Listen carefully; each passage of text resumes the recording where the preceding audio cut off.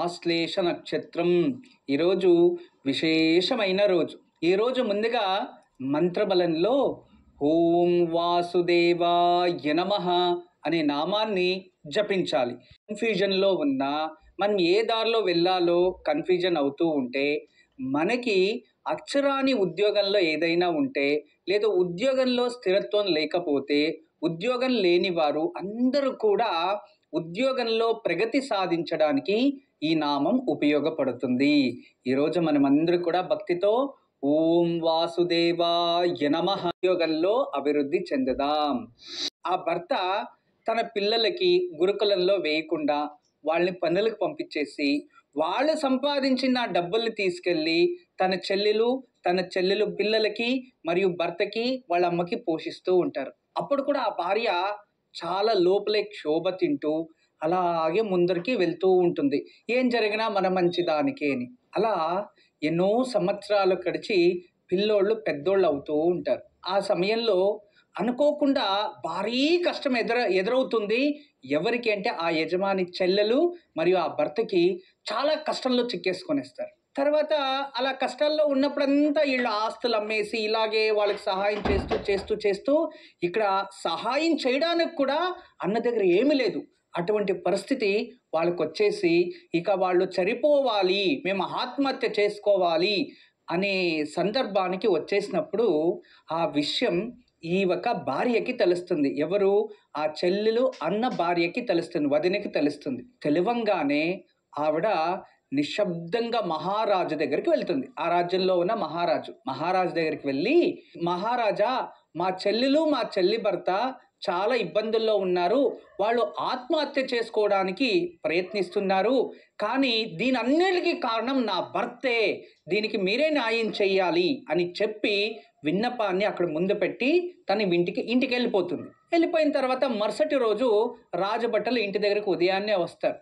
వచ్చి ఆ పెద్దాయన్ని, రావయ్య, నీ పైన ఒక కేసు నమోదైంది, మీరు రండి మహారాజు ఆస్థానానికి రావాలంటే, నా పైన కేసు ఎవరు పెట్టారు అంటే, మీ భార్యనే కేసు పెట్టింది, మీ చెల్లెలు మరియు మీ బావగారు వాళ్ళ ఆత్మహత్య చేసుకునే పరిస్థితి రావడానికి కారణం మీరే అంట, వాళ్ళని రక్షించాలి అని చెప్పి నీ పైన కేసు నమోదైంది, రావాలి అంటే ఇతను తన భార్య ముఖం చూస్తే భార్య తలంచుకుంటుంది. తదుపరి అతన్ని రాజభటులు తీసుకెళ్తారు. ఈమెను తోడు వెళ్తుంది. తోడు వెళ్ళి వాళ్ళని పిలిపిస్తే, అవునా, మీ కష్టాలు ఉన్నాయా? ఉన్నాయి. మీరు చనిపోవాలనుకుంటున్నారా అంటే, అవును అనుకుంటున్నాము అని వాళ్ళు తెలియచేస్తారు. సరే, వాళ్ళని పక్కన పెట్టేసి విచారించేసి, అమ్మా, నీ భర్తే కారణం దీనికి అంటున్నావు, ఎందుకు అంటున్నావు అని అడుగుతుంది. వాళ్ళని అడగండి స్వామి, ఒక్కసారి ఎవరు వాళ్ళు చనిపోవడానికి కారణం ఎవరు అని వాళ్ళని అడగండి అంటే, మాకెవరు కారణం లేదు, కష్టాల్లో కూడుకుపోయాము, ఎలా బతకాలో అర్థం అవ్వట్లేదు, అందుకే మేమంతకు మేమే చనిపోవాలనుకుంటున్నాము, మా అన్నయ్యకి దీనికి సంబంధం లేదు అని వాళ్ళు తెలియచేస్తారు. అప్పుడు ఆ మహారాజు దాన్ని విని ఈమెను అడుగుతారు, ఎందుకమ్మా ఇలా తప్పుడు చెప్పావు, మీ ఆయనకి దానికి సంబంధం లేదు కదా అంటే, స్వామి, నేను చెప్పేది పరిపూర్ణంగా వినండి అని చెప్పి అప్పుడు ఆమె కంప్లీట్ డీటెయిల్గా చెప్తుంది. స్వామి, పెళ్లి చేసి పంపించినప్పటి నుంచి ఇప్పటిదాకా మా పిల్లల్ని నన్ను పనులకు పంపించి ఆ డబ్బులు వాళ్ళకిచ్చి వాళ్ళని పోషిస్తూ వచ్చాడు. వాళ్ళు దానికి అలవాటు పడి కష్టపడడం రాకుండా ఆఖరికి వీళ్ళు ఇచ్చిన దాన్ని వాళ్ళు బాగా ఖర్చు పెట్టుకొని వాళ్ళు సుఖ జీవితానికి అలవాటు పడిపోయి, ఆయన ఏమీ పని చేయకుండా, ఈవిడ ఏమీ పని చేయకుండా, ఆ పిల్లలు కూడా ఎటువంటి కష్టం తెలియకుండా పెరిగి ఆఖరికి కష్టపడడం రాకుండా ఇప్పుడు మా ఆస్తులన్నీ అయిపోయాయి, మా ఆయన వాళ్ళకి సహాయం చేయడానికి ఈయనకి శక్తినూ లేదు, ఆస్తులు లేదు, ఇప్పుడు వాళ్ళు దానికి అలవాటు పడిపోయి ఎక్కడైనా వెళ్ళి ఏదైనా కష్టపడితే అవమానాలు వచ్చేస్తాయేమో అని, ఎవరింటికన్నా పనికి పోతే మమ్మల్ని ఏమనుకుంటారో అని, తర్వాత వాళ్ళ పిల్లలు కూడా కష్టాలు తెలియకుండా పెంచడం వల్ల వాళ్ళు ఎక్కడ వెళ్ళి ఉద్యోగం చేయకుండా ఉండడం వల్ల వాళ్ళకి ఈరోజు ఈ కష్టాలు వచ్చాయి. దీనికి ఈయన సహాయం చేయడం వల్లనే వాళ్ళు అలా అయ్యారు.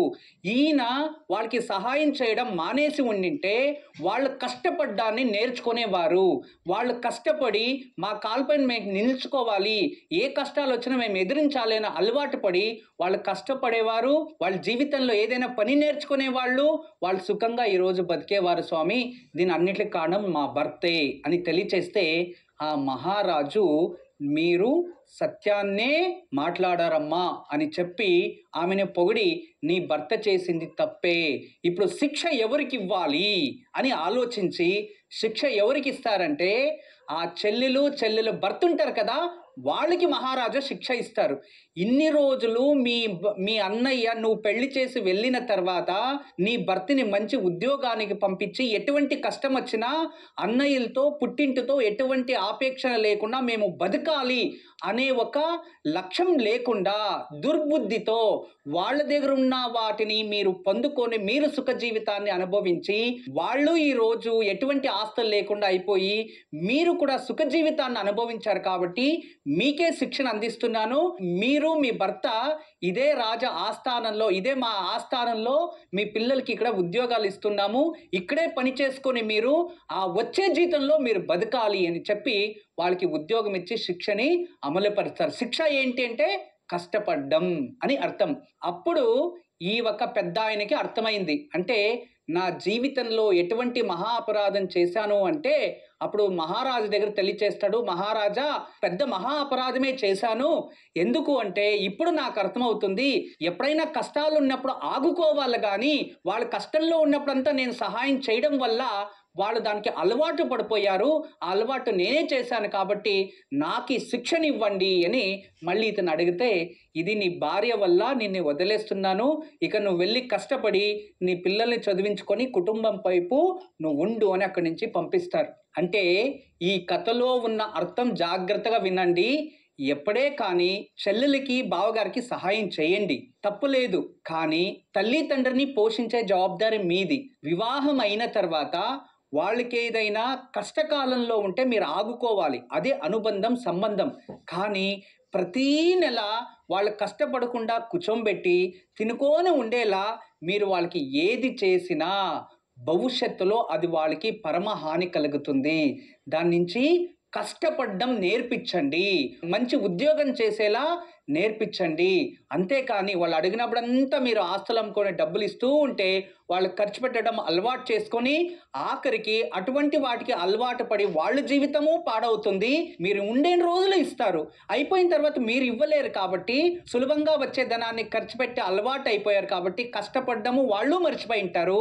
ఇచ్చేదానికి మీ దగ్గర ఏమీ లేదు. అకస్మాత్ మీకేదైనా హెచ్చు తక్కువయ్యి మీరేదైనా స్వర్గస్థులు అయిపోతే వాళ్ళు మిమ్మల్ని నమ్ముకుంటారు, వాళ్ళు వీధిలో పడిపోతారు. ఎందుకంటే వాళ్ళు కష్టపడ్డం రాదు కాబట్టి. దయచేసి ఈ విషయం విన్న వారందరూ కూడా మన గురించి నా గురించి ఏదైనా మీరు ఏదైనా తప్పుగా అనుకుంటే క్షమించండి. ఎందుకంటే ఇది పరమసత్యము. ఎవరినైనా కష్టంలో ఆగుకోవాలి కానీ వాళ్ళు కష్టపడ్డమే మానేసేలా మీరు చేస్తే వాళ్ళ జీవితం పాడవడానికి మీరే కారణమై ఉంటారు. దీన్ని గుర్తుంచుకోండి. ఇక ఈరోజు మన సంప్రదాయంలో తులసి మొక్కని ఎక్కువ పూజిస్తూ ఉంటాం, అవును కదా. ప్రతి ఇంటి ముందు తులసి చెట్టు ఉంటుంది. ఆ తులసి చెట్టుని అందరూ కూడా ఇంటికి తూర్పు వైపు ఉండాలి, మంచిది, చాలా మంచిది. ఎందుకంటే ఇంట్లో లక్ష్మి ఉండాలి, పెరటిలో తులసి ఉండాలి.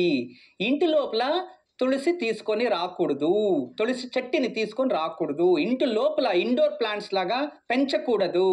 తులసి చెట్టు పెరటిలో అంటే ఇంటి బయటే ఉండాలి అని మన సనాతన ధర్మం, మన సంప్రదాయం. దీనికి చాలా కథలు, పురాణాల్లో కొన్ని విభాగాలు ఉన్నాయి. ఎందుకు తులసికి ఆ శాపం వచ్చింది, ఇంటి బయటే తను ఎందుకు ఆగిపోయింది, ఇంటి లోపల లక్ష్మి ఎందుకుంది అనేది విశేషంగా మనకి పురాణాల్లో, కొన్ని భాగవతాల్లో వీటికి చాలా పెద్ద పెద్ద కథలు ఉన్నాయి. వాటిని ఇంకొక రోజు తెలియచేస్తా. అయితే తులసి చెట్టుని చాలా మంది ఈశాన్యంలో పెట్టండి అంటున్నారు కదా. ఈశాన్యం అంటే 60 డిగ్రీ, స్ట్రైట్ అంటే 90 డిగ్రీ, 40 to 60 డిగ్రీలో ఈశాన్యంలో పెట్టండి అంటున్నారు. అవును కదా.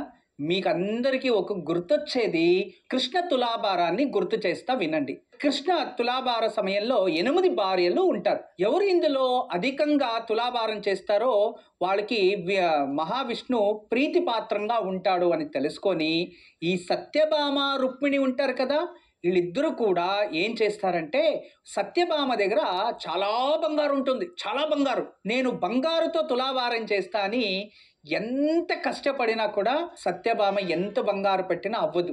తర్వాత రుక్మిణి ఉంటుంది కదా, రుక్మిణి తన ఒంటిపైన ఉన్న నగలు పెట్టేసి ఆఖరిలో ఒకే ఒక చిన్న తులసి దళాన్ని పెట్టంగానే కృష్ణ తులాభారం జరిగింది. అంటే సాక్షాత్ బ్రహ్మాండాన్నే మోస్తూ ఉన్న, బ్రహ్మాండమే తన చేతుల్లో ఉన్న ఆ ఒక మహావిష్ణువుకి తులసి దళం అతనికన్నా భారంగా ఉంది అంటే ఇక తులసి వృక్షము ఎంత బరువు ఉంటుందో ఆలోచించండి. ఇటువంటి తులసి చెట్టుని ఈశాన్యంలో పెట్టచ్చా పెట్టకూడదా? వాస్తు శాస్త్ర ప్రకారం ఈశాన్యంలో బరువే పెట్టకూడదు అంటున్నారు. కానీ మీరు తీసుకెళ్లి తులసి చెట్టుని పెడుతున్నారు. దయచేసి అర్థం చేసుకోండి, ఈశాన్య భాగంలో తులసి చెట్టు ఉండకూడదు. కానీ ఈశాన్య దిశలో పూర్వానికి కానీ ఉత్తరానికి కానీ ఉండాలి. ఎగ్జాక్ట్లీ ఆ కార్నర్ ఈశాన్యం ఉంటుంది చూడండి, ఆ కార్నర్లో ఏ కారణానికి తులసి చెట్టు పెట్టకండి. వాయుమూల పెట్టినా మంచిదే తులసి చెట్టు, ప్రాబ్లం లేదు. ఉత్తరానికి, ఇంటికి ఉత్తరానికి పెట్టినా మంచిదే, తూర్పుకు పెట్టినా మంచిదే, పరమిటి దిశ పెట్టినా మంచిదే. పూజించే తులసి చెట్టుని దక్షిణానికి మాత్రం పెట్టరాదు. అన్నిటికన్నా మెయిన్ ఎగ్జాక్ట్లీ ఈశాన్యానికి వచ్చేలా తులసి చెట్టుని పెట్టకండి. ఎందుకంటే అది మహావిష్ణువు కన్నా భారమైనది కాబట్టి. తర్వాత తులసి కోటకి చాలా మంది రంగులు అలంకరిస్తూ ఉన్నారు. తులసి చెట్టు కోటకి ఎప్పుడు కూడా ఎర్ర మట్టితో మరియు తెల్లటి మట్టితో లేదు అంటే చున్నంతో ఆ తులసి కోటకి అలంకరించాలి. చాలా మంది రంగులు రాసేస్తున్నారు. దయచేసి ఒకే ఒక రంగు ఎర్రమట్టి. తర్వాత పూర్వంలో దేవాలయాలు ఉంటాయి కదా, దేవాలయాలకు కూడా చున్నము రంగు ఒకటి, తర్వాత ఎరుపు రంగు పట్టెలు రాసేవారు. ఇలా పట్టెలుగా కనబడేది మనకి. బాగా గుర్తుంచుకోండి, మన ముగ్గు పిండికి కూడా ఎర్ర పిండి మరియు తెల్లటిది మాత్రమే ఉపయోగిస్తారు. అటువంటి ఆ రెండు రంగులే తులసి కోటకి అలంకరణ చెయ్యాలి. వేరే రంగులో అలంకరించరాదు. గుర్తుంచుకోండి, ఉంటే సాధారణమైన భూమి రంగు ఉండాలి, లేదు అంటే తెల్లటి సున్నం ఉండాలి, లేదో ఎర్రటిది ఉండాలి, లేదో తెలుపు ఎరుపు రెండూ కలిసి ఉండొచ్చు. కానీ వేరే రంగులు తులసి కోటకి రాసి అందులో తులసి చెట్టును పెట్టి మీరు పూజిస్తే అది చెట్టు మాత్రమే అయి ఉంటుంది, కానీ పూజా అర్హత ఉంటుంది, కానీ పూజా ప్రతిఫలం మీకు రాదు. అందువలన ఏ కారణానికి కూడా ఎగ్జాక్ట్లీ ఈశాన్యం 40 to 60 డిగ్రీలో పెట్టకండి. ఇంటికి 180 డిగ్రీ సైడ్ నార్త్కి పెట్టండి, లేదా 90 డిగ్రీకి పెట్టండి, మంచిదే. కానీ 60 to 40 డిగ్రీ మధ్యలో తులసి చెట్టుని పెంచరాదు. రెండోది, దానికి ఎరుపు రంగు తెలుపు రంగు మాత్రమే ఉండాలి, వేరే రంగులు ఉండరాదు. తులసి చెట్టుని ఉదయాన్నే ముందుగా తులసి చెట్టుకి పూజించి తదుపరి ఇంటి దేవతల్ని పూజించాలి. ఇది స్త్రీలు ఆరాధించే నియమం. పురుషులైతే ముందుగా ఇంటి దేవతల్ని పూజించి తదుపరి తులసి వృక్షానికి అర్ఘ్యాన్ని ఇవ్వాలి. గుర్తుంచుకోండి, పురుషులు పూజించే సమయంలో ముందుగా ఇంటిలో ఉన్న గృహాల్లో ఉన్న దేవతల్ని పూజించి తదుపరి తులసిని పూజించాలి. స్త్రీలైతే ముందుగా తులసి చెట్టుకి పూజించి గడపకి పూజించి తదుపరి వచ్చి ఇంటి లోపల ఉన్న దేవతలకి పూజించాలి. ఈ నియమాలతో పూజిస్తే మాత్రమే మీకు పూజా ప్రతిఫలం ప్రాప్తిస్తుంది. కానీ భక్తి ఉంటే చాలు నేను పూజించేస్తా అనుకోండి, అది మీ ఇష్టం. అంతేగాని కొన్ని నియమాల్ని పాటించకపోతే ఆ నియమానికి అగౌరవం చేసినట్టు. అవును కదా. ఇప్పుడు స్నానం చేయకుండా దేవాలయానికి వెళ్తామా? అపవిత్రంగా దేవాలయాలకు వెళ్తామా? వెళ్ళం కదా. ఇవన్నీ కూడా సంప్రదాయాలు. నమ్మకం ఎంతున్నా, మీలో భక్తి ఎంతున్నా కొన్ని నియమాలని సంప్రదాయాలని అధిగమించకూడదు. మనం వాటిని అధిగమించితే మాత్రం ప్రమాదాలు ఉంటాయి. దాని నుంచి దయచేసి సంప్రదాయాన్ని గౌరవించండి, పాటించండి, కానీ వాటిని ఆ నియమాలని అధిగమించకుండా చూసుకోండి. గురుజీ, కర్నూలు నుంచి ప్రశాంతి కాలర్ లైన్లో ఉన్నారు, వారితో మాట్లాడదాం. నిత్య నక్షత్రం ఆశ్లేష కదా. ఈ నక్షత్రానికి ఏ నక్షత్రం వారికి ఎటువంటి ప్రతిఫలమో ఈరోజు చూద్దాం. ముందుగా అశ్విని మఖ మూల వీరికి పరమమిత్రతార చాలా విశేషమైనది. చూడండి, పరమమిత్రతారే శుభగా కార్యసిద్ధి ప్రకీర్తత అని. భరణి పుబ్బ పూర్వాషాఢ వీరికి మిత్రతార విశేషమైన రోజు. మిత్రతార యశస్విని, కార్యాచరణి శ్రేయస్సు ప్రోక్తః అంటుంది. చాలా విశేషం. ఈరోజు మీరు ఏం పని చేసినా అందులో సక్సెస్ కనబడుతుంది. కష్టానికి తగినట్టుగా ప్రతిఫలం ఉంటుంది. ఈరోజు ఆచరించే శుభకార్యాలు, మంచి పనులు మీకు భవిష్యత్తులో సక్సెస్ ఇచ్చేలా చేస్తుంది. ఉత్తరాషాఢ వీరికి నైదవతార అంటే వదతార. ఈరోజు శుభం కాదు. ఈరోజు కార్యహాని. రోహిణి, హస్త మరియు శ్రవణ నక్షత్రం వీరికి సాధకతార. ఈరోజు మీరు ఏ పని చేసినా నిదానంగా జరుగుతుంది, సక్సెస్ అవుతుంది. కానీ ఈరోజు తీసుకునే డిసిషన్స్ వల్ల, ఈరోజు చేసే పనుల వల్ల మీకు భవిష్యత్తులో మంచి పేరు, ప్రతిష్ట, గుర్తింపు, మంచి లాభాన్ని ఇచ్చే పనులు అయి ఉంటాయి. అందువల్ల ఈరోజు మంచి రోజు కాబట్టి అన్ని మంచిగా ఆచరించండి. దానివల్ల శుభమే జరుగుతుంది. ఇక మృగశిర, చిత్త, ధనిష్ట వీళ్ళకి ప్రత్యక్తార. ఈరోజు ప్రత్యక్తార ఉంటుంది. ఇది మీకు అంత శుభం కాదు. చాలా జాగ్రత్తగా ఉండండి. ఆరిద్ర, స్వాతి, శతభిష, క్షేమతార వీరికి ఈరోజు శుభ ప్రతిఫలాలు ఉంటాయి. ఈరోజు అంతా మీ ఫేవర్గా ఉంటుంది. ఈరోజు మీరు ఏ పని చేసినా అందులో ఆనందం ఉంటుంది, మంచి పేరు, గుర్తింపు ఉంటుంది. అందువల్ల మంచి పనులు చేయండి, మంచి నిర్ణయాలు తీసుకోండి. ఇది శుభదినం. ఇక పునర్వసు, విశాఖ, పూర్వ, భాద్రపద వీరికి విపత్తార. ఈరోజు డ్రైవింగ్ చేసేటప్పుడు జాగ్రత్తగా ఉండండి. జనాల దగ్గర జాగ్రత్తగా మాట్లాడండి. మరి ఎవరితోనా మాట్లాడేటప్పుడు ఆలోచించి మాట్లాడండి.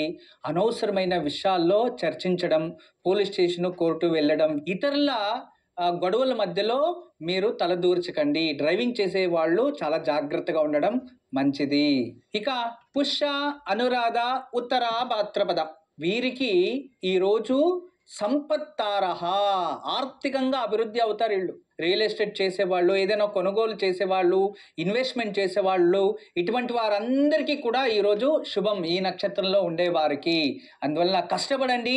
కష్టానికి తగినట్టుగా ప్రతిఫలం కూడా, సంపద కూడా మీకు ప్రాప్తిస్తుంది. ఇక ఆశ్లేష, జ్యేష్ఠ, రేవతి వీరికి జన్మతార. ఆరోగ్యం జాగ్రత్తగా చూసుకోండి. ఏదైనా మెట్లు ఎక్కేటప్పుడు, దిగేటప్పుడు, స్నానం చేసేటప్పుడు, హాస్పిటల్కి వెళ్ళాలన్నా అనవసరంగా సర్జరీలు అలాంటివి ఈరోజు అయినంత వరకు అవాయిడ్ చేయడానికి ప్రయత్నించండి. ఎందుకంటే జన్మతారలో మనం ఏదైనా నిర్ణయాలు తీసుకుంటే దానికి సంబంధించినట్టుగా అనారోగ్య సమస్యలు వస్తూ ఉంటాయి. మరియు ఫుడ్ తినేటప్పుడు మంచి ఆహారాన్ని సేవించండి. బయట ఫుడ్ తినకండి. అయినంత వరకు మీరు ఈరోజు ఏ శుభకార్యం, ఎటువంటి మంచి నిర్ణయాలు తీసుకున్నా భవిష్యత్తులో దానివల్ల మానసికంగా ఒత్తిడికి గురి అవ్వాల్సి వస్తుంది. అంటే అనారోగ్య సమస్యలు వస్తాయి. దాని నుంచి ఆలోచించి మంచి నిర్ణయాలు తీసుకోవడం మంచిది.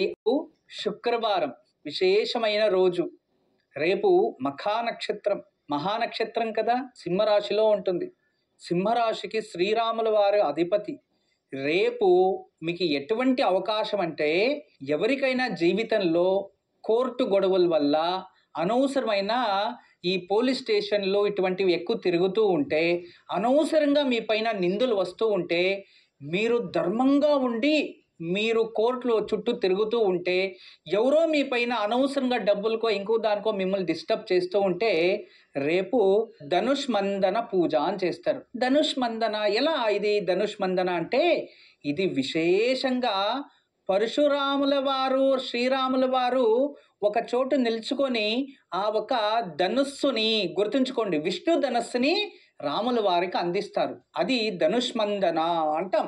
ఆ పూజని ఎలా చెయ్యాలి అంటే, మన ఇంట్లో ఒక బాణాకారం రాయాలి. బాణం అంటే తెలుసు కదా, విల్లు బాణం ఉంటుంది కదా, అలా ధనుస్సు ఆకారాన్ని రాసి దాని మధ్యలో శ్రీరాముల వారి విగ్రహం కానీ లేదో ధనుస్సు ఆకారం రాసి దాని మధ్యలో ఒక దీపం పెట్టాలి. ఒకే దీపం పెట్టేసి వాటిని చక్కగా పూజించి రామ అష్టోత్తరం, అందులో శ్రీరామ జయ రామ జయ జయ రామ ఈ నామాన్ని ఎన్నిసార్లు అయితే అన్నిసార్లు, ఒక 108 సార్లు 108 పుష్పాలు పెట్టుకొని శ్రీరామ జయ రామ జయ జయ రామ అని ఒక పుష్పం పెట్టాలి. ఇలా 108 పుష్పాలని పెట్టాలి. లేదు అంటే అష్టోత్తరమైనా చదువుకోవాలి. ఇలా రేపు ఉదయాన్నే లేచి చక్కగా ఆ ధనుస్సు ఆకార ఒక ముగ్గుని వేసి దీపం పెట్టి శ్రీరామ జయ జయ రామ అంటూ ధనుస్సుని పూజించి ఈ శ్రీరాముల వారు పరశురాముల వారు మధ్యలో జరిగిన ఆ కథావృత్తాంతాన్ని మనసులో ప్రార్థించాలి. అంటే పరశురాముల వారు విష్ణు ధనస్సుని శ్రీరాముల వారికి అందించారు అని ఒక విషయాన్ని మనసులో తెలుసుకోవాలి. తెలుసుకొని రామా, నేను ధర్మంగా నడుచుకుంటున్నా, అయినప్పటికీ కూడా నాకు అపవాదాలు నిందలు వచ్చేస్తున్నాయి, అంతేకాదు ధర్మం గెలవాలి